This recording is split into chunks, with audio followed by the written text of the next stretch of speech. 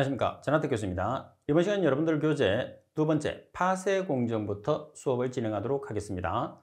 자, 여러분들 교재를 보십시오. 자, 교재를 보시게 되면 먼저 파쇄를 한다는 것은 우리가 입자 자체를 잘게 부순다는 소리겠죠.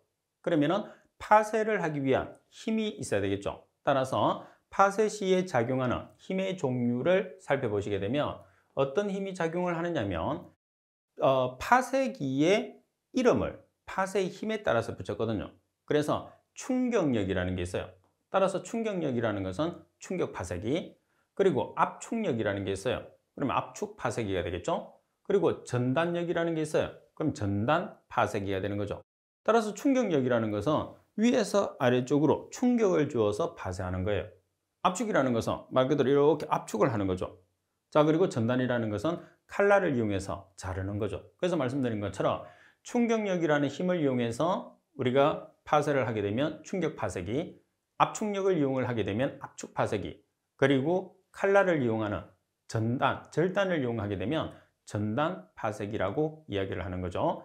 따라서 여러분들 문제 8번에 보시면 폐기물 파쇄 시 작용하는 힘과 가장 거리가 먼 것은, 그러면 말씀드린 것처럼 가번의 충격력 해당하죠. 나번의 압축력 해당하죠. 라번의 전단력 해당하죠. 따라서 해당하지 않는 것은 답번입니다. 그래서 지금은 여러분들이 아직 안 배웠지만은 이제 바로 배우겠죠. 여기에서 파쇄기의 종류만 여러분들이 기억을 한다고 해도 파쇄에 작용하는 힘을 쉽게 구별할 수가 있습니다.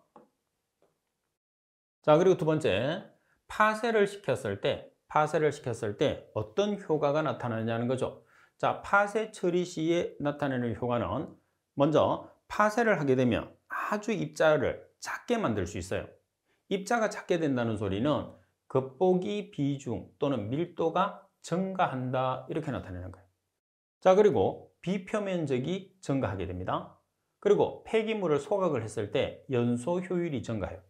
폐기물을 소각하는 거하고 파쇄하고 어떤 관계가 있느냐? 입자가 작으면 작을수록 소각이 잘 이루어지는 거죠. 따라서 완전 연소에 가깝기 때문에 연소 효율이 증가할 수밖에 없습니다.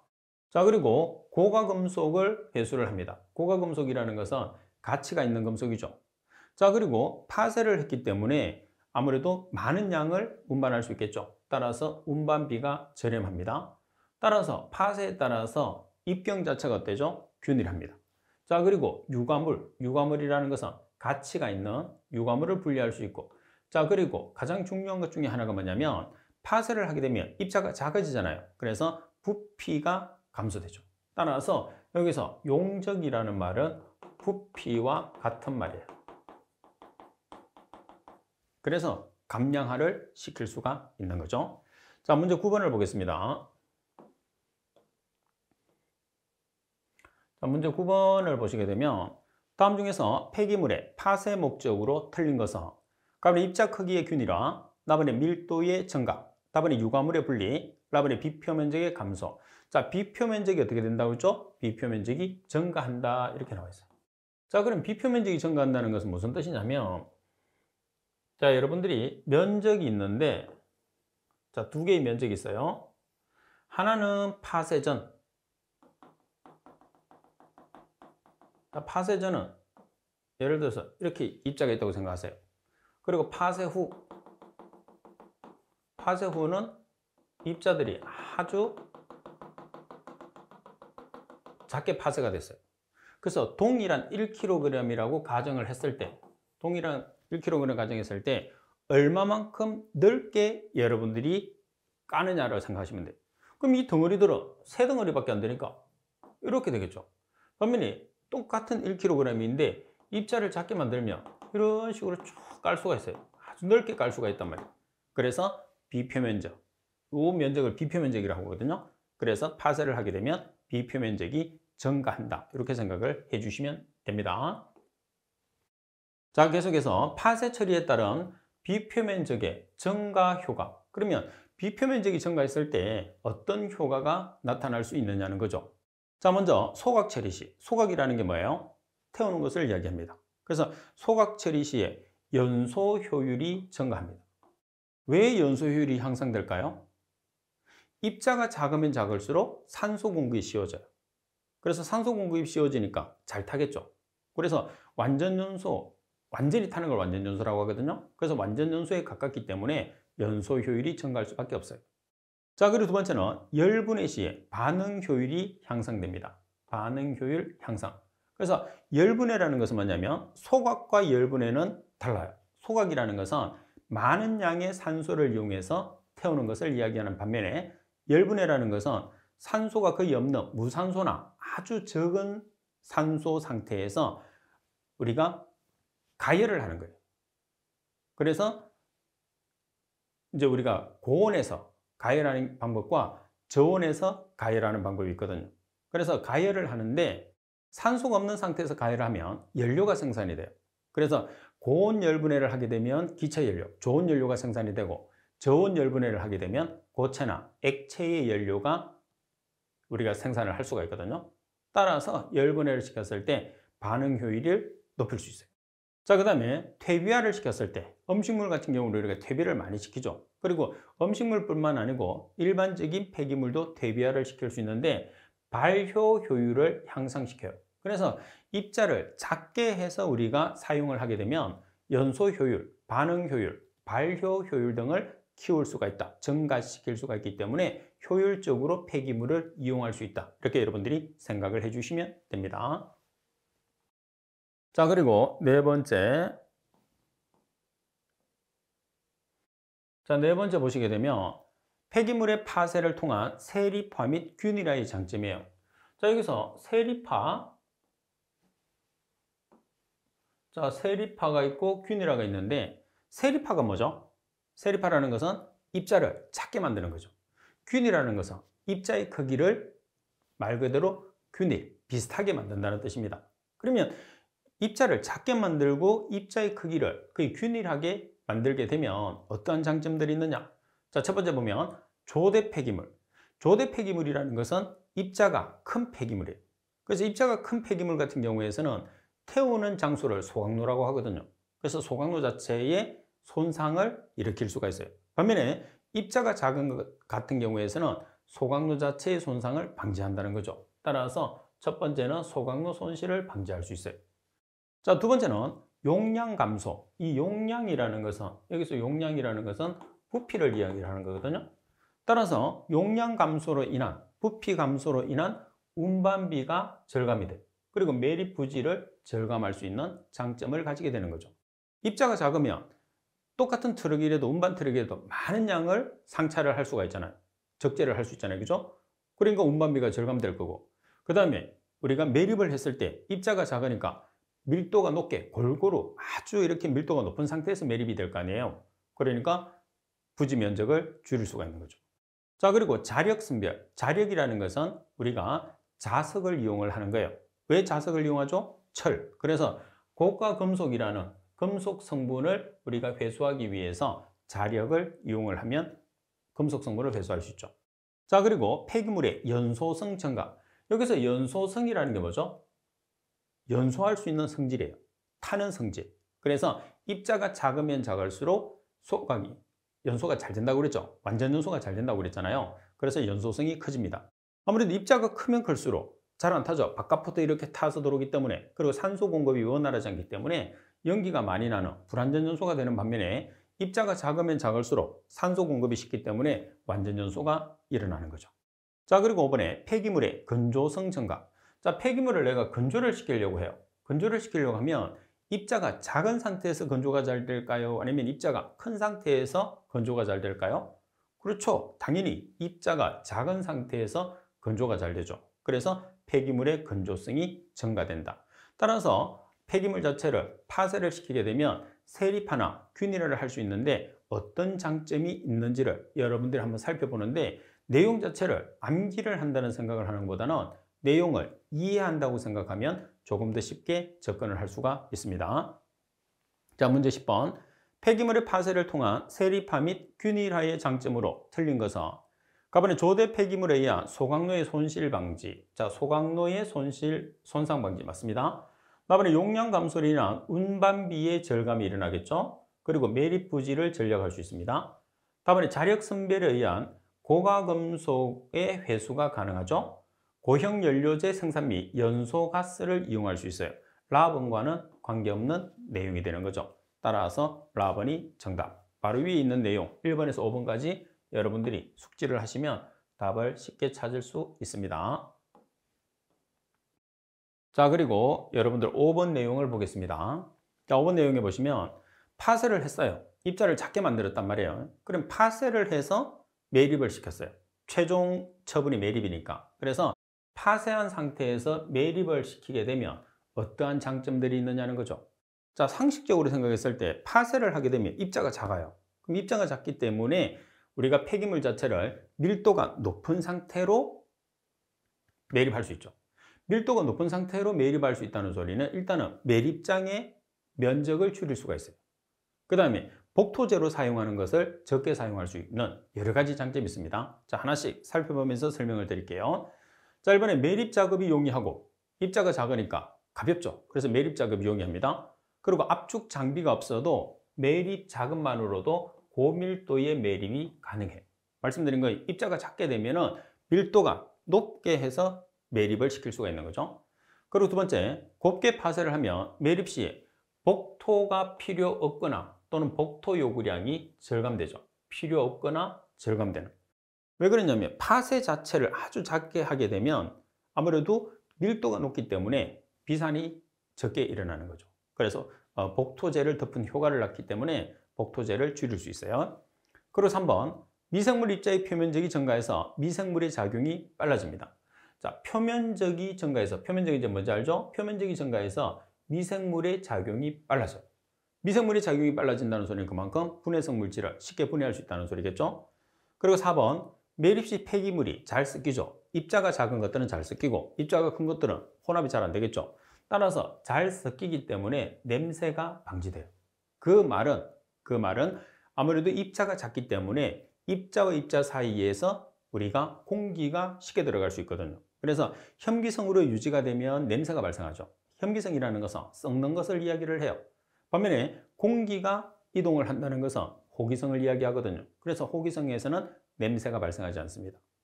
항상 악취상 물질이 발생하는 것은 현기성을 시켰을 때예요. 쉽게 생각하면 덩어리가 이렇게 있어요. 그럼 이런 덩어리들은 썩기가 쉽죠. 반면에 입자가 작은 것들은 공기가 쉽게 들어가기 때문에 우리가 부패가 잘 안 된다 이렇게 보시면 됩니다. 그리고 5번, 폐기물의 밀도가 증가를 해요. 자, 폐기물의 밀도가 증가를 해서 바람에 날아갈 염려가 없다. 바람에 날리는 것을 우리가 뭐라고 그러죠? 비산이라고 그래요. 그래서 비산이 발생할 가능성이 아주 적다. 이렇게 보는 거죠. 그래서 일반적으로 매립을 했을 때도 파쇄라는 전처리 과정은 또는 중간 처리 과정이라는 것은 아주 중요한 과정이다. 이렇게 볼 수가 있는 거죠. 자, 문제 11번을 보겠습니다. 폐기물을 파쇄해서 매립할 경우에 장점으로 가장 거리가 먼 것은 가번에 매립 작업이 용이합니다. 자, 매립 작업이 용이하고 그리고 압축 장비가 없어도 매립 작업만으로도 고밀도 매립이 가능하다는 게 아주 큰 장점 중에 하나죠. 그리고 곱게 파쇄를 하면 매립 시 복토가 필요 없거나 복토 요구량을 줄일 수 있어요. 그죠? 그리고 폐기물의 입자의 표면적이 증가해서 미생물 작용이 어때요? 미생물 작용이 촉진이 돼요. 촉진이 되어서 매립 시에 조기 안정화를 이룰 수가 있습니다. 자, 그리고 폐기물 밀도가 높아져서 현기성 조건을 신속히 조정할 수 있어서 냄새가 방지된다고 그랬어요. 자, 우리가 폐기물의 밀도가 높아진다는 소리는 파쇄를 했기 때문에 입자가 작기 때문에 폐기물의 밀도가 높아지는 거죠. 입자가 작으면 입자 사이에 뭐가 쉽게 들어가죠? 공기라는 산소가 쉽게 들어갈 수 있어요. 그래서 공기의 유통이 쉽게 일어나게 되면 공기나 산소는 같은 뜻으로 이해하시면 돼요. 공기 중에서 산소가 작용을 하기 때문에 쉽게 원활하게 통과를 한다는 소리는 호기성 상태를 유지한다는 소리고 호기성 상태에서는 우리가 악취성 물질이 발생하지 않습니다. 따라서 현기성 조건이 아니고 호기성 조건이 조성되기 때문에 냄새가 방지된다. 이렇게 여러분들이 생각을 해주시면 되죠. 자, 그럼 여기에서 간단하게 우리가 호기성과 현기성을 설명을 드리면 자, 호기성 반응과 현기성 반응이 있어요. 예를 들어서 유기물이 있습니다. 유기물이 CHO로 주로 구성되어 있는 거예요. 그러면 호기성 반응이라는 것은 여기에 뭐를 주입하느냐면 산소를 주입을 해요. 따라서 CO2라는 물질과 H2O라는 물질을 생산하는 것을 호기성 반응이라고 해요. 반면에 혐기성 반응이라고 하면 똑같은 유기물에 산소가 없어요. 무산소 상태. 그러면은 뭐가 발생하느냐면 연료 중에 탄소와 산소가 존재하기 때문에 CO2는 같이 나옵니다. CO2와 CH4라는 메탄이 발생하게 되죠. 이거 외에도 혐기성 반응을 하면 악취를 발생시킬 수 있는 질소를 가지고 있으면 NH3, S를 가지고 있으면 H2S 이런 물질들이 발생할 수 있거든요. 그래서 혐기성 반응을 했을 때 악취를 유발할 수 있는 가장 대표적인 물질이 NH3나 H2S의 발생이다. 이렇게 보시면 되는 겁니다. 그래서 호기성 반응이라는 것은 산소를 이용하기 때문에 반응 시간이 상당히 빨라요. 반면에 혐기성 반응이라는 것은 섞여서 처리하는 거예요. 섞여서 처리하는 거기 때문에 산소를 이용하지 않아요. 그래서 처리 시간이 아주 늦다. 이렇게 보시면 되겠죠. 자, 그러면 우리가 이제 파쇄에 대한 여러 가지를 배웠어요. 그러면 파쇄를 시키려고 하면 뭐를 이용을 해서 파쇄를 시키죠? 그렇죠. 장비를 이용을 해야 돼요. 파쇄를 시키는 장비를 우리가 파쇄기라고 합니다. 그러면 파쇄기의 가장 대표적인 게 뭐가 있느냐 하면 자르는, 우리가 절단을 하는 전단력을 이용하는 전단 파쇄기, 그리고 충격력을 이용하는 충격 파쇄기, 그리고 압축력을 이용하는 압축 파쇄기가 있어요. 그래서 여러분들 시험상에서는 전단 파쇄기와 충격 파쇄기 이 두 가지가 비교를 해서 시험에서 상당히 자주 나와요.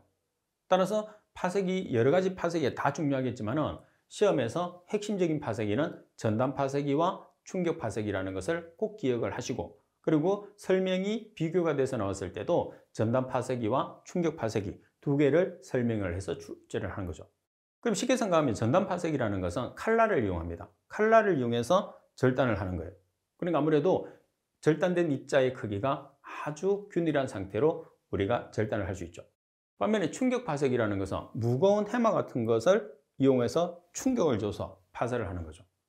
그래서 전단 파쇄기에 비해서 충격 파쇄기 같은 경우에는 입자는 고르지 않겠지만은 파쇄 속도가 빠르다는 거죠. 충격을 이용을 하게 되면 자르는 것보다는 파쇄 속도를 훨씬 빠르게 할 수 있어요. 이런 것처럼 두 가지가 비교 대상으로 시험에서 출제하기 때문에 전단 파쇄기와 충격 파쇄기는 비교를 해주는 것이 중요합니다. 자, 그리고 파쇄기는 건식 파쇄기와 습식 파쇄기가 있어요. 수분을 이용하지 않는 건식 파쇄기, 수분을 이용하는 습식 파쇄기. 그래서 대부분이 우리가 배우는 파쇄기는 건식 파쇄기의 종류가 되겠죠. 자, 그럼 먼저 전단 파쇄기에 대해서 설명을 드리겠습니다. 자, 전단 파쇄기라는 것은 칼날을 이용을 해요. 따라서 고정칼이나 왕복 또는 회전 칼날을 이용을 하는데, 이 칼날의 교합에 의해서 폐기물을 전단하는 거죠. 이런 식으로. 그래서 칼날 자체가 움직이면서 폐기물하고 칼날이 서로, 폐기물에 칼날이 들어가줘야 되잖아요. 그걸 우리가 교합이라고 그래요. 그래서 교합에 의해서 폐기물을 전단하는 거죠. 그러면 자를 수 있는 폐기물을 우리가 이용을 해야 되니까 전단 파쇄기를 이용할 수 있는 것은 주로 목재류, 플라스틱류, 종이류를 주로 파쇄하는데 전단 파쇄기가 이용된다고 생각하시면 돼요. 자, 그럼 먼저 파쇄 속도를 보면 아무래도 칼날을 이용해서 자르는 것보다는 충격을 줘서 우리가 위에서 쾅 내리치게 되면 아무래도 파쇄가 빠르겠죠. 따라서 파쇄 속도가 충격식에 비해서 느려요. 그래서 전단 파쇄기는 말씀드린 것처럼 항상 전단 파쇄기 자체적으로 여러분들이 비교를 하시면 안 되고 충격 파쇄기와 비교를 해야 되죠. 항상 비교 대상이라는 것은 상대방이 있어야 돼요. 그래서 상대방에 비해서 어떤 점이 좋고 어떤 점이 나쁘다고 우리가 판단을 해야 되잖아요. 그래서 전단 파쇄기는 충격 파쇄기와 비교를 하고 두 가지를 많이 쓰니까 아무래도 두 가지를 이용을 해서 설명해서 또는 시험에서 자주 나오는 거죠. 그리고 C번에 보시면 충격 파쇄기에 비해서 이물질 혼입에 약해요. 예를 들어서 우리가 목재류나 플라스틱류를 파쇄를 하는데 이물질이 들어가 있어요. 이물질이 들어가 있으면 칼날이 어떻게 되죠? 딱딱한 이물질이 있으면 칼날이 부러질 수가 있겠죠. 그래서 이물질 혼입이 들어있으면, 이물질이 많이 포함되어 있으면 파쇄하기가 어렵다, 그런 뜻입니다. 그리고 충격 파쇄기에 비해서 파쇄물의 크기를 어떻게 칼날을 이용하는 게 위에서 내리치는 것보다는 입자의 크기를 균일하게 할 수 있는 거죠. 왜 그러냐면 칼날을 이용하게 되면 우리가 커트할 수 있는 사이즈를 정해놓고 칼날을 이용하기 때문에 충격식은 파쇄 속도는 빠르겠지만은 균일하게 파쇄할 수 있는 것은 전단식 파쇄기가 됩니다. 자, 그리고 소음과 분진이 비교적 적죠. 칼날을 이용하기 때문에. 반면에 충격을 이용을 하게 되면 소음이나 분진이 많이 발생해요. 따라서 전단 파쇄기에서는 소음이나 분진이 비교적 적게 발생하죠. 자, 그리고 폭발성 물질 자체를 우리가 자를 때 충격을 이용을 하게 되면 생각할 것 없이 폭발이 바로 일어납니다. 폭발성 물질 같은 경우에서는. 근데 충격식에 비해서 전단식은 조금의 위험성을 줄일 수가 있는 거죠. 따라서 폭발의 위험성이 거의 없어요. 따라서 말씀드린 것처럼 분진과 소음 발생이 크고 폭발의 위험성이 있는 것은 충격, 그리고 거의 없는 것은 전단. 그러니까 말씀드린 것처럼 전단과 충격 파쇄기는 서로 반대되는 입장에 있다, 이렇게 생각하시면 돼요. 그리고 다른 파쇄기와 조합해서 사용할 수 있습니다. 전단 파쇄기는 다른 파쇄기와 조합해서 사용할 수가 있다는 거. 자, 설명드린 것처럼 전단 파쇄기 같은 경우에서는 여러분들 시험에서 아주 자주 나오기 때문에 꼭 숙지를 하고 계셔야 되고, 내용에도 있는 것처럼 반드시 여러분들이 충격 파쇄기와 비교를 했을 때 충격 파쇄기에 비해서 좋으냐 나쁘냐를 판단을 해 주셔야 돼요. 왜 그러냐? 시험 문제에서 그렇게 출제하기 때문이죠. 자, 문제 12번. 전단 파쇄기에 대한 내용으로서 틀린 것은, 자, 전단 파쇄기라는 것은 칼날을 이용하죠. 따라서 고정칼, 왕복 또는 회전칼과의 교합에 의해서 폐기물을 전단한다는 것은 자른다는 소리입니다. 맞죠? 그죠? 그리고 나번 충격 파쇄기에 비해서 파쇄 속도가 어때요? 칼날을 이용해서 자르는 거랑 충격을 줘서 파쇄를 시키는 거랑 어떤 게 빠르죠? 당연히 무거운 물질을 이용해서 충격을 주는 게 훨씬 빠르죠. 그래서 충격 파쇄기가 파쇄 속도는 전단식 파쇄기에 비해서 빠릅니다. 그리고 답은 충격 파쇄기에 비해서 이물질의 혼입에 강하다. 자, 충격 파쇄기에 비해서 이물질의 혼입이 어때요? 약하죠. 왜 그러냐면 딱딱한 이물질이 들어있으면 칼날이 부러질 수가 있어요. 그러니까 딱딱한 이물질이 꼬이려면 우리가 전단식 파쇄기는 불리하다, 이렇게 볼 수 있는 거죠. 그리고 한번 충격 파쇄기에 비해서 파쇄물의 크기를 고르게 할 수 있다는 게 전단식 파쇄기의 장점이다, 이렇게 보시면 돼요. 따라서 설명이 잘못된 것은 답번이 정답이 되는 거죠. 자, 그리고 두 번째, 충격 파쇄기입니다.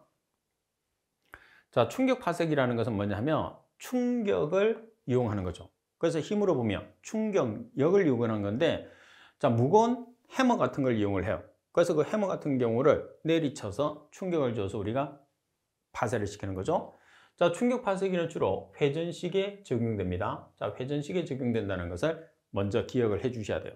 그리고 파쇄 속도가 빠르기 때문에 소량으로 처리하는 게 아니고 대량 처리가 가능하기 때문에 많은 양을 파쇄를 할 수가 있다는 거죠. 자, 그리고 연성이 있는 물질에는 부적합해요. 연성이라는 것은 뭐냐면 끈적끈적한 성질이에요. 그래서 끈적끈적한 성질은 우리가 해머 같은 내리치는 부분에 달라붙겠죠. 그래서 연성이 큰 물질에는 부적합하다.